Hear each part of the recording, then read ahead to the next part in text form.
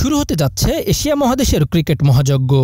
১৭তম Asia cup শুরু ৯ September, চলবে ২৮ সেপ্টেম্বর পর্যন্ত। এবারের আসর বসছে সংযুক্ত আরব আমিরাতে, আবুধাবি আর দুবাইয়ের মাঠে। ম্যাচগুলো শুরু হবে বাংলাদেশ সময় রাত ৮:৩০টায়। তবে একদিনে দুটি ম্যাচ হলে প্রথম ম্যাচ মাঠে গড়াবে সন্ধ্যা ৬টায়।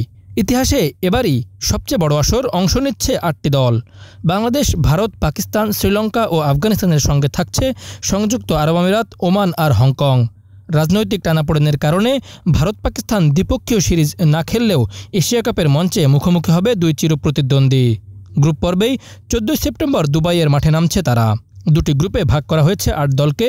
প্রতিটি গ্রুপ থেকে শীর্ষ ২ দল উঠবে সুপার 4-এ, সেখানে সবার সঙ্গে খেলবে সবাই। এরপর শীর্ষ ২ দল খেলবে ফাইনাল ২৮ সেপ্টেম্বর দুবাইয়ে। এবার শিরোপার দৌড়ে রয়েছে একাধিক ফেভারিট।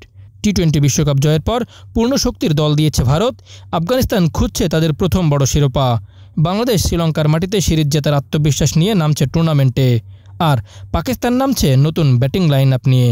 এবার চ্যাম্পিয়ন দল পাবে ৩ লাখ মার্কিন ডলার, যা বাংলাদেশি মুদ্রায় ৩ কোটি ৬৪ লাখের বেশি। রানার্স আপ দল পাবে ১.৫ লাখ ডলার।